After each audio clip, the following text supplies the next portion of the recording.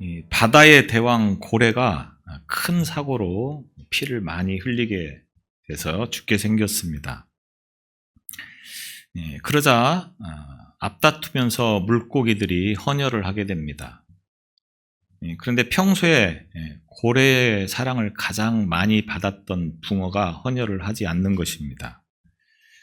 그래서 그 이유를 물었더니 진심으로 고백을 합니다. 사실 나는 붕어빵이었습니다. 얘기를 했답니다. 예수님의 사람이라고 하면서 자기 안에 예수의 피가 없고 자기 삶 속에 예수님의 열매가 없는 사람이 얼마나 많은지 모릅니다.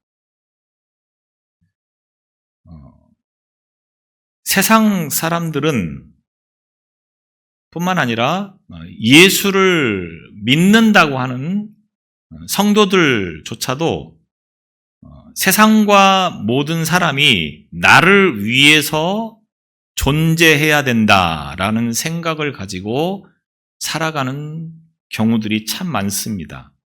그러니까 내가 있고 세상이 있는 것이지 내가 없는 세상은 의미가 없다라는 생각을 가지고 살아가는 것입니다. 어떻게 보면 굉장히 맞는 말인 거죠. 아무리 나라가 좋은 나라여도 내가 없으면 의미가 없는 것이다. 그러니까 어떤 생각을 가지냐? 나라야 망하건 말건 상관없습니다. 그냥 나만 잘 살면 됩니다. 그런 생각을 가지고 살아가는 사람들이 참 많죠. 그래서 나만 잘 살겠다고 나라를 팔아먹는 사람들도 있습니다. 지금도 산업 스파이들이 있어서 우리나라에서 열심히 연구를 한 그런 것들을 해외로 빼돌려서 팔아먹는 사람들이 많다고 하는 겁니다. 종교조차도 나를 위해서 있는 것이다 라고 생각을 합니다. 세상에는 수많은 신들이 있죠. 그리고 수많은 종교들이 있습니다. 그런데 그 종교들의 특징이 뭐냐? 내가 중심입니다. 내가. 그래서 신들이 나를 위해서 있어야 되는 겁니다. 신들이 내가 필요할 때 나에게 와서 나의 문제를 해결해 주는 그런 신이어야 된다라고 하는 것입니다. 이게 종교의 특징입니다. 종교인들은 내가 신을 선택하고 그래서 온갖 정성을 다해서 그 신에게 내가 섬기면 그 신이 나에게 와서 나의 삶의 평안을 지켜줘야 됩니다. 내가 필요한 것들을 채워줘야 됩니다. 그렇지 않다고 하면 신이 필요가 없는 존재가 되어버리고 언제든지 그 종교를 버리고 신을 버리는 그런 삶을 살아가는 것이 종교의 특징이고 종교인의 특징이라고 하는 겁니다. 그러니까 자신의 삶을 통해서 신은 하나의 수단이 되어버리는 거죠. 종교는 하나의 수단이 되는 겁니다. 내가 잘 살기 위해서 종교가 있어야 되는 거고 신이 있어야 되는 겁니다. 필요에 따라서 그 귀한 돈과 재물을 또 심지어는 자녀들까지도 그 신에게 바치면 그 신은 내가 기대하고 내가 필요로 하는 것들을 넘치도록 채워주어야 된다라는 생각을 가지고 종교 생활을 한다고 하는 것입니다. 여러분은 어떻습니까? 기독교는 이런 부분에 대해서 어떻게 말하고 있고 성경은 이런 문제에 대해서 어떻게 말씀을 하고 있습니까? 기독교는 단순히 하나님을 섬김으로 내가 복을 받고 살다가 천국을 가는 그런 종교가 아닙니다. 많은 사람들이 그렇게 생각하면서 신앙생활을 하고 있다고 하는 거죠. 그는 굉장히 잘못 배운 신앙이고 잘못된 길을 걸어가고 있는 생활인 것입니다. 기독교는 예수 그리스도 그분께서 날마다 나와 함께 하시고 있고 나도 그분과 늘 동행하는 삶을 살아가는 것이 기독교이고 우리가 믿는 신앙인 것입니다. 그래서 그런 면에 볼 때에 기독교를 종교라고 말하지 않는 것입니다. 기독교는 예수께서 내 삶에 오셔서 늘 나의 삶을 이끌어 가시고 내가 또 그분의 뜻을 따라가는 것이 곧 예수 믿는 믿음의 삶인 것입니다. 데살로니가전서 5장 10절에 보면 예수께서 우리를 위하여 죽으사 우리로 하여금 깨든지 자든지 자기와 함께 살게 하려 하심이라. 예수님께서 함께 살아갈 수 있도록 자기 자신을 십자가에서 내놓으셨다. 이런 말씀인 겁니다. 또 로마서 14장 8절에 보면 우리가 살아도 주를 위하여 살고 죽어도 주를 위하여 죽나니 그러므로 사나 죽으나 우리가 주의 것이로다. 우리가 살아도 주를 위해서 살고 죽어도 주를 위해서 죽는 것입니다. 그러니까 다른 종교와는 완전히 반대로 말씀을 하고 있다고 하는 거죠. 종교가 나를 위해서 있는 것이 아니고 신이 나를 위해서 있는 것이 아니고 내가 신을 위해서 있어야 되는 것이 곧 성경에서 말씀하고 있는 성도의 삶이라고 하는 겁니다. 믿음으로 살아가는 것이 무엇입니까? 그러니까 믿음을 가지기 이전에는 예수를 믿기 이전에는 모든 삶의 중심이 누구였습니까? 나였습니다. 세상은 나를 위해서 있어야 됩니다. 신도 나를 위해서 있어야 됩니다. 종교도 나를 위해서 있어야 됩니다. 내가 필요하면 언제든지 신이 와서 나의 문제를 해결해주고 나의 필요를 채워주어야 되는 것이 이전에 예수님을 믿기 이전의 삶이었다고 하는 겁니다. 그런데 예수님을 믿으면서부터는 그 생각이 완전히 달라져야 된다고 하는 것입니다. 성경이 우리에게 가르쳐주고 있는 말씀이 무엇입니까? 그와 같이 내 중심의 삶에서 이제는 예수님의 중심의 삶이 되어라. 이것이 우리에게 말씀하고 있는 믿음의 삶이라고 하는 겁니다. 여러분은 지금 무엇을 위해서, 누구를 위해서 살아가고 있습니까? 오늘 본문의 말씀을 통해서 사도 바울은 분명하게 예수님을 믿는 그 믿음의 사람은 어떻게 살아가야 되는가라고 하는 것을 제시해주고 있는 말씀이 되겠습니다. 자신이 어떻게 살아왔는가, 바울의 그 삶의 모습을 통해서 이전의 삶과 예수님을 만난 이후의 삶이 어떻게 변화되어지고 달라졌는가라고 하는 것을 이 말씀을 통해서 분명하게 우리에게 보여주고 있다고 하는 겁니다. 갈라디아서는 갈라디아 교회에 보낸 바울의 편지입니다.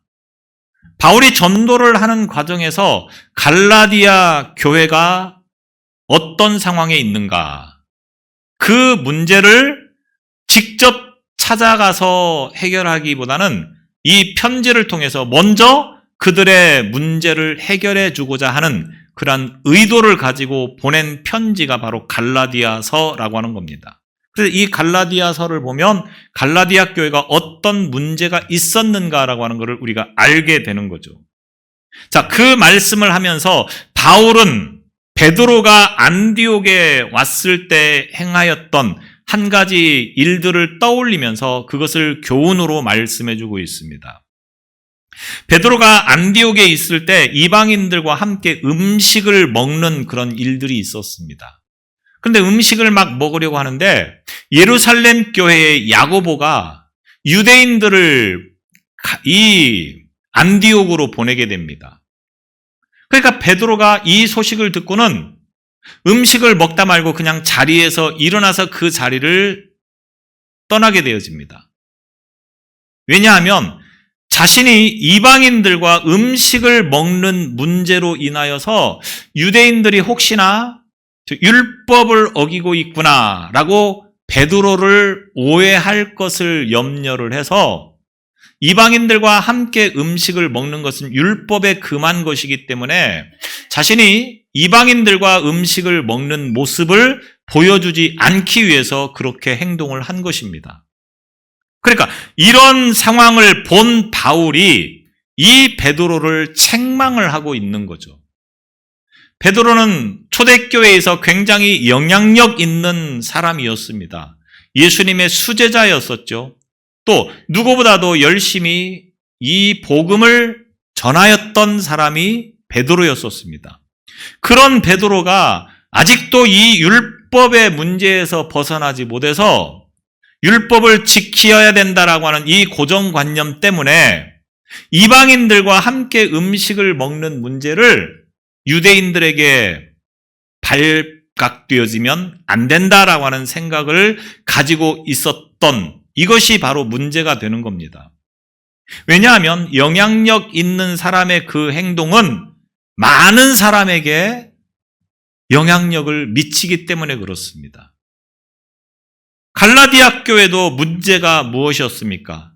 이 율법의 문제. 그러니까 갈라디아 교회도 바울이 복음을 전했습니다. 예수님을 믿어야 의롭게 되어지고 예수님을 믿어야 구원을 받습니다. 그런데 갈라디아 교인들 내에서 일부 유대주의자들이 여전히 무엇을 고집합니까? 율법을 지켜야 또 할례를 받아야 구원을 받습니다. 이 주장을 계속하고 있는 겁니다. 갈라디아 교인들이 굉장히 혼란스러워하고 있는데 베드로가 이런 태도를 보이면 갈라디아 교회가 무엇을 배우겠느냐? 만약에 베드로가 이방인들과 같이 음식을 먹는 것을 큰 죄라고 짓는 것처럼 유대인들을 두려워하고 부끄러워하여서 일어나서 피했다고 하면 그러면 이방인들을 영접하게 하는 그러니까 예수님을 믿게 하는 그 예수님이 죄를 짓게 하는 것이냐? 예수님을 믿는 것이 죄가 되는 것이냐? 이런 지금 말씀을 사도 바울이 갈라디아 교회에 하고 있는 것입니다. 그래서 바울은 우리가 율법에 대해서 어떤 자인가 라고 하는 것을 분명하게 말씀을 하고 있습니다. 다시 말하면 바울은 예수님을 만나기 이전에 어떤 사람이었느냐? 누구보다도 율법을 주장했던 사람입니다. 시간 관계상 다 말씀을 드릴 수는 없지만 바울이 얼마나 율법의 열심인 자였습니까? 그런데 그 바울이 예수님을 만나면서부터 자신의 신앙관이나 자신의 생각이 얼마나 잘못되었는가를 깨닫게 되어지면서 그 순간부터 자신은 이제 율법에 대해서 죽었다. 오늘 19절에 보면 그렇게 말씀을 하고 있습니다. 내가 율법 때문에 살았고 율법을 위해서 살았는데 예수님을 만나보니까 나는 율법에 대해서 죽은 자였더라. 나는 율법에 대해서 죽은 자였다. 이렇게 선언을 하고 있는 것입니다. 무슨 말이냐? 율법을 지켜야 사람이 의롭게 되는 것이 아니라고 하는 겁니다. 율법을 지켜야 사람이 구원을 받는 것이 아니라고 하는 겁니다. 오늘 우리식으로 해석을 해보면 그런 말입니다. 내가 열심히 예배를 참석해야 구원을 받는다. 내가 열심히 봉사를 해야 구원을 받는다. 내가 열심히 기도를 해야 구원을 받는다. 이렇게 생각하는 것이라고 하는 겁니다. 하지 말라는 이야기가 아닙니다. 율법을 지키지 말라고 하는 이야기가 아닙니다. 이 말씀이 의미하는 것이 무엇이냐라고 하는 것을 우리는 정확하게 볼 수 있어야 되는 겁니다. 우리가 의로워질 수 있고 우리가 구원받을 수 있는 것은 왜 그렇습니까? 예수님을 믿어야 하는 것입니다. 왜냐하면 율법을 지키는 것으로 우리가 의로워질 수 없기 때문에 그렇습니다. 무슨 말입니까? 자, 율법이라고 하는 큰 틀에서 조금 축소해서 10가지의 계명, 10계명이라고 하죠. 우리가 이 10계명의 내용을 놓고 우리의 삶을 한번 적용해 보십시오. 여러분들은 10계명 가운데 단 하나라도 어기지 않고 그 10계명을 철저하게 지키면서 살아갈 수 있습니까? 뭐 10가지인데 9가지 지키고 1가지쯤 어길 수 있는 거 아니겠습니까? 이렇게 말씀을 하신다고 하면 제가 늘 말씀드리죠. 감옥에 가 있는 사람들이 죄를 여러 가지 많이 지어서 감옥에 가 있습니까? 그렇지 않습니다. 아무리 정직하게 살아도 한 가지 죄를 지으면 그 한 가지 죄 때문에 감옥에 가는 겁니다. 우리가 아무리 9가지의 계명을 지켜도 한 가지 그것을 지키지 않으면 우리는 죄인이 되는 겁니다. 그러면 우리가 의로워질 수 있는 길이 그 계명을 지켜서 의로워질 수 있는 존재가 되지 못한다고 하는 것을 의미하는 것이라고 하는 겁니다. 이 문제를 위해서 예수님께서 오셨다고 하는 거죠. 그리스도로 말미암아 우리의 죄가 용서를 받게 되어지고 의롭게 되어지고 구원에 이를 수 있다. 이 문제를 지금 사도 바울이 말을 하려고 하는 것입니다. 오늘 우리가 의롭게 될 수 있는 것은 우리가 신앙생활을 열심히 잘해서 그렇게 된 것이 아닙니다. 기도를 많이 해서 그렇게 된 것이 아닙니다. 성경을 많이 알아서 그렇게 된 것이 아닙니다. 굉장히 조심스러운 게 또 이렇게 말하면 안 해도 되는구나. 이렇게 생각을 한다고 하는 거죠. 그런 의미가 아닙니다. 제발 좀 오해 좀 하지 말아 주십시오. 무엇을 말하는 겁니까? 우리가 의롭게 될 수 있는 것, 우리가 구원받게 되는 것은 우리가 열심히 뭔가를 잘해서 한 것이 아니라 예수님께서 우리에게 은혜를 베푸셔서 우리로 하여금 구원받은 삶이 되도록 자신께서 모든 죄의 문제를 해결하셨기 때문이라고 하는 것을 우리는 잊지 말아야 되는 것입니다.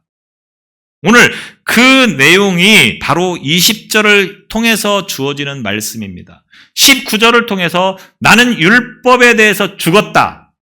과거에는 율법 때문에 살았고 율법을 위해서 살았는데 예수님을 만나고 보니까 나는 율법이라고 하는 것이 내 죄가 무엇인가를 드러나게 하는 역할을 했을 뿐, 그래서 나는 오히려 율법 때문에 죽을 수밖에 없는 사람이라고 하는 것을 깨닫게 했을 뿐, 이 문제를 해결받게 된 것은 예수님을 만남으로 인함이다 라고 하는 것을 말씀하는 것입니다. 그래서 바울은 20절을 통해서 그렇게 지금 말씀을 하고 있는 내용입니다. 내가 그리스도와 함께 십자가에 못 박혔나니, 바울은 그리스도와 함께 십자가에 못 박혔다. 이 말을 세번역에서는 이렇게 말합니다. 나는 그리스도와 함께 십자가에 못 박혔습니다. 예수님께서 십자가에 못 박히시는 순간 자신도 십자가에서 함께 죽었다고 하는 말입니다. 죽었다라고 하는 말을 쉽게 할 수 있는 말은 아니죠. 그런데 바울은 자신 있게 지금 말하고 있습니다. 나는 예수님께서 십자가에서 죽으시는 순간 나도 함께 죽었다. 그런데 자신이 죽은 것은 왜 그러느냐? 바로 예수님께서 십자가에서 죽으셨기 때문에 나도 죽었다 이 말인 것이죠. 이 바울은 평생 율법의 의를 쫓아서 살아온 사람입니다. 율법을 열심히 공부를 했습니다. 또 율법을 지키기 위해서 얼마나 부단히 노력을 했는지 모릅니다. 그런데 그 율법이 나를 죽게 했는데 내가 그 율법을 버리고 예수님을 만남을 인하여서 나의 그 모든 것들이 다 죽었다. 나의 자아가 죽고 죄의 본성이 죽었다고 하는 것을 말하는 것입니다. 예수님을 만나는 순간 그의 신앙관이 달라지고 그의 진리라고 생각하던 모든 것들이 다 달라졌다고 하는 것을 말하는 것입니다. 그래서 이제는 자신의 힘이 아니라 예수께서 자신의 삶을 주관하신다고 하는 그 믿음으로 살아가는 것이 바울의 삶이 되어진 것입니다. 십자가에 못 박혀 죽었다 라고 하는 것은 무엇을 말하는 것입니까? 죽었다. 여러분이 죽었다라고 말을 할 때는 그것이 어떤 때 적용되어지는 겁니까? 죽은 사람은 아무것도 못합니다. 죽은 사람이 뭘 하는 걸 봤습니까? 죽은 사람은 아무것도 못합니다. 그러니까 십자가에서 죽었다 이 말은 뭡니까? 나는 아무것도 할 수 없다. 이것을 의미하는 것입니다. 여러분은 죽었습니까? 저는 죽은 줄 알았는데 죽지 않았더라고요. 어떤 때는 화가 나고 짜증이 납니다. 이거는 아직 죽지 않았다고 하는 것을 말합니다. 죄송하지만 이런 제가 지금 설교를 하고 있습니다. 참 답답하죠. 죽었다고 하는 것은 아무것도 할 수 없는, 아무것도 하지 못하는 그런 사람이 되었다고 하는 것을 말하는 겁니다. 자존심, 죽은 사람이 자존심이 있습니까? 고집, 죽은 사람이 고집이 있습니까? 내 자존심을 세우고 내 고집을 세운다. 이것은 아직 죽지 않았다고 하는 말입니다. 죽은 사람은 이런 것들이 없는 것입니다.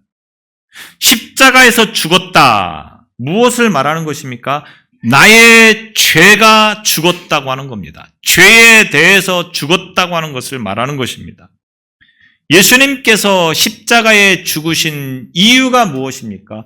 예수님께서 십자가에서 죽으신 그 목적이 무엇입니까?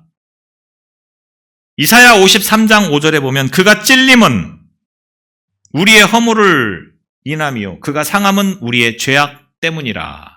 예수님께서 십자가에서 죽으신 것은 바로 우리의 죄, 내 죄 때문에 죽으셨다고 하는 겁니다.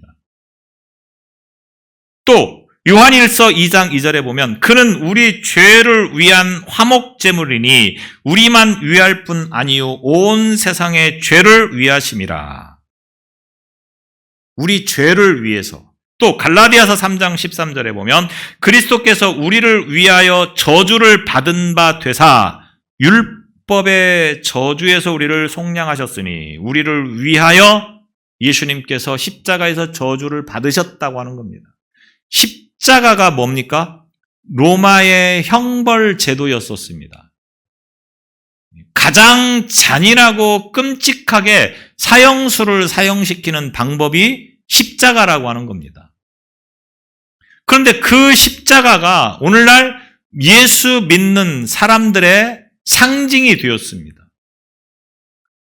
잔인한 형벌 도구를 상징으로 삼고 있는 종교가 어디 있습니까? 없습니다.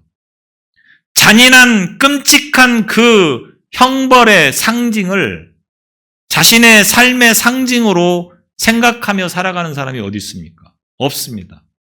그런데 유독 기독교는, 예수 믿는 종교는 십자가로 교회를 상징하고 있고 예수 믿는 사람을 상징하고 있다고 하는 겁니다. 그 끔찍한 형벌 제도를. 왜 그렇습니까? 그것 때문에 오늘 우리가 살게 되었기 때문이라고 하는 겁니다. 그것 때문에 죽을 수밖에 없는 내가 살아났기 때문에 그런 것입니다. 예수님께는 끔찍한 형벌이지만 우리에게는 그것이 더없이 큰 은혜이고 복이 되는 것입니다. 우리 죄를 감당하시기 위해서 죄 없으신 예수님께서 그 십자가를 지신 것입니다. 그 예수님께서 십자가에서 죽으시는 순간 우리의 과거의 죄, 현재의 죄, 미래의 모든 죄가 용서받을 수 있게 되어진 것입니다. 로마서 6장 6절에 우리가 알거니와 우리 옛사람이 예수와 함께 십자가에 못 박힌 것은 죄의 몸이 멸하여 다시는 우리에게 죄에게 종노릇 하지 아니하려 함이니 우리의 모든 죄가 이 예수님의 십자가로 인하여서 다 용서받게 되었습니다. 그것은 우리의 모든 옛 예수 믿기 전에 이 모든 것들이 다 십자가에서 죽었다고 하는 것입니다. 그래서 바울이 그렇게 고백을 하는 겁니다. 예수님께서 십자가에 죽으시는 순간 나의 모든 죄도, 물론 예수님보다 훨씬 뒤에 태어난 오늘 저와 여러분도 그 예수님께서 십자가를 지심으로 인하여서 다 용서받을 수 있게 되어진 것입니다. 우리의 모든 죄가 다 용서받게 되어진 것입니다. 그러면서 바울은 뭐라고 고백합니까? 이제는 내가 사는 것이 아니요 오직 내 안에 그리스도께서 사시는 것이라. 이 말을 새 번역에서는 이렇게 말합니다. 이제 살고 있는 것은 내가 아닙니다. 그리스도께서 내 안에서 살고 계십니다. 지금 내가 육으로 살아가고 있는 이 모든 것은 나를 위해서 사는 것이 아니고 그리스도를 위해서 사는 것입니다. 바울의 삶은 바울이 생각하고 계획하고 의도해서 세상을 살아가지 않습니다. 모든 것이 다 주님을 위해서입니다. 주님이 가라고 하면 가고 주님이 서라고 하면 서는 것이 바울의 삶입니다. 주님이 죽어라 하면 죽어야 되는 것이 바울의 삶이고 주님이 가서 복음을 전하라 하면 복음을 전하는 삶이 곧 바울의 삶이 되는 것입니다. 단순히 자신의 삶을 부정하는 것에서 끝이는 것이 아니라 그 예수님과 함께 삶을 살아가는 것을 의미하는 것이라고 하는 겁니다. 십자가의 사람은 죽는 것뿐만 아니라 그리스도 안에서 살아가는 것입니다. 이것은 우리의 삶의 행동 양식이 바뀌는 것을 말하는 겁니다. 내 안에 예수님이 사신다. 이것이 무엇을 의미하는 것입니까? 나를 위해서 사는 것이 아니고 그 예수님을 위해서 사는 것을 말하는 겁니다. 그래서 생각이 바뀌어야 됩니다. 어떻게? 나를 위해서 살았다고 하면 지금까지는 나를 위해서 모든 것들이 존재해야 된다고 하는 그 생각으로 살았다고 하면 이제는 주님이 나를 필요로 하는 곳에 내가 갈 수 있는 삶이어야 된다고 하는 겁니다. 주님 때문에 죽을 수도 있어야 된다고 하는 겁니다. 그것이 곧 믿음이라고 하는 거죠. 하나님은 우리를 사랑하셔서 독생자이신 예수를 아낌없이 버렸습니다. 이런 말씀들이 별로 감흥이 없습니다. 왜? 내 일이 아니기 때문에. 바꿔서 생각해 보십시오. 내가 전혀 모르는 어떤 사람을 위해서 내 아들을 버려야 된다고 생각을 해 보십시오. 그게 가능한 일입니까? 어느 부모가 그럴 수 있겠습니까? 그런데 하나님은 그렇게 하셨다고 하는 겁니다. 그것이 하나님의 사랑인 거죠. 예수님의 사랑은 뭡니까? 오늘 아무런 죄가 없으신 그분이 오늘 저와 여러분들의 죄를 위해서 대신 십자가에서 죽으신다고 하는 겁니다. 세상에 누가 그렇게 할 수 있습니까? 아무 상관도 없는 사람인 것 같은 그 사람을 위해서 자신의 목숨을 버려야 된다? 이게 세상의 이성과 세상의 지식으로 가능한 이야기입니까? 세상의 논리로 가능한 이야기입니까? 그런데 그렇게 하셨습니다. 왜? 사랑하기 때문에. 사랑하는 사람이 생기면 그런 사랑을 해보셨는지 모르겠는데 사랑하는 사람이 생기면 어떻습니까? 다 생각이 온통 그 사람에게 가 있죠. 그래서 그 사람이 뭐를 좋아하는가, 그 사람이 뭐를 원하는가 이런 것들에 가 있습니다. 너무 오래된 이야기라 기억이 안 나실지 모르겠는데 사랑이라고 하는 것은 그렇다고 하는 겁니다. 그러니까 하나님이 우리를 그렇게 사랑하시니 모든 관심이 누구에게 있습니까? 오늘 우리에게 있다고 하는 겁니다. 예수님의 사랑이 어디에 관심이 가 있습니까? 그런 죄인들인 우리에게 와 있다라고 하는 겁니다. 바울은 그 사랑을 알고 깨닫고 그래서 예수님이 나를 위해서 그렇게 사랑하셨는데 나도 그 주님을 위해서 살겠습니다. 이렇게 바뀌었다고 하는 겁니다. 십자가에 못 박힌 그 예수님을 생각하면서 나도 이제 그 예수님처럼 예수님과 동행하며 그 예수님 때문에 살아가야 되겠다. 그러면서 이렇게 고백합니다. 이제 내가 육체 가운데 사는 것은 나를 사랑하사 나를 위하여 자기 자신을 버리신 하나님의 아들을 믿는 믿음 안에서 사는 것이라. 세 번역으로 보면 이렇게 말합니다. 내가 지금 육신 안에서 살고 있는 삶은 나를 사랑하셔서 나를 위하여 자기 몸을 내어주신 하나님의 아들을 믿는 믿음 안에서 살아가는 것입니다. 하나님의 아들의 믿음으로 산다고 하는 것이 무엇을 의미하는 것입니까? 십자가의 은총으로 사는 것을 말하는 것입니다. 구원의 확신을 가지고 살아가는 삶을 말하는 것입니다.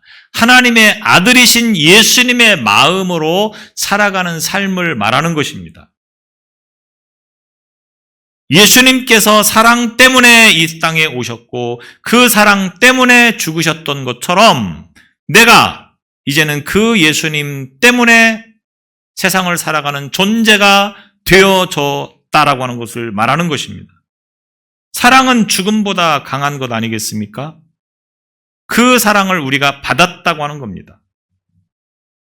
늘 말씀드리지만 사랑은 내가 하고 싶은 대로 하는 것이 아닙니다. 진짜 사랑은 뭡니까? 상대가 원하는 것을 해주는 것이 사랑인 것이죠. 사랑한다고 하면서 자기가 원하는 것만을 하면 그것은 참 사랑이 되어지지 못하는 것입니다. 임산부가 되어지면 그 순간부터 다 바뀝니다, 삶이. 무엇으로 삶이 바뀝니까? 태아로. 내가 좋아하는 것을 하는 것이 아니고 태아를 위해서 내가 좋아하는 것을 기꺼이 포기하는 거죠. 그 좋아하던 술을 끊습니다. 누구 때문에? 태아 때문에. 그것이 바로 사랑이라고 하는 겁니다. 오늘 우리가 예수님을 사랑한다, 예수님을 믿는다, 예수님 때문에 산다, 말로 고백하는 것은 중요하지 않습니다. 아니, 중요하죠. 그런데 더 중요한 게 뭡니까? 그렇게 살아가야 된다라고 하는 겁니다. 정말로 예수님을 사랑하십니까? 예수님께서 누구든지 나를 따르려거든 자기를 부인하고 자기 십자가를 지고 나를 따를 것이니라. 이렇게 우리에게 말씀합니다. 오늘 저와 여러분이 무엇을 지금 쫓아가고 있습니까? 무엇 때문에 살아가고 있습니까? 세상 사람들이 가지고 있는 가치관, 모든 것의 기준은 내가 되어야 된다. 모든 것이 존재하는 것은 나를 위해서 존재해야 된다. 혹시 여전히 그런 생각을 가지고 살아가고 계십니까? 그런 나는 벌써 십자가 때문에 죽어야 하는 것입니다. 그리고 이제는 그 십자가 때문에 그 예수님과 동행하며 살아가야 하는 것입니다. 예수님과 동행해야 된다라고 하는 것은 무엇을 말하는 것입니까? 예수님이 원하시는 것, 예수님이 기뻐하시는 것을 위해서 기꺼이 내 욕심과 내 생각과 내 방법과 내 가치관과 내 모든 힘과 능력을 다 버리고 예수님을 쫓아가는 것을 의미하는 것입니다. 오늘 이것이 오늘 우리의 삶의 방향이어야 되고 삶의 목적이 되어져야 하는 것입니다. 기도하겠습니다. 우리를 사랑하시는 주님, 기꺼이 십자가에서 그 목숨을 버리심으로 우리를 구원하여 주심을 이 아침에 다시금 떠올리게 하시고 그 주님과 동행하는 삶을 살아가기를 결단하는 삶이 되게 하여 주옵소서. 세상 사람들과 같이 여전히 내가 세상의 중심이어야 되고 내가 세상의 모든 삶의 기준이 되어져야 된다고 하는 것들을 버리게 하여 주시고 주님이 원하시는 것이 무엇이며 주님이 기뻐하시는 것이 무엇인가를 생각하며 그 길을 따라가는 우리의 믿음과 신앙이 되게 하여 주옵소서. 예수님 이름으로 기도드리옵나이다. 아멘.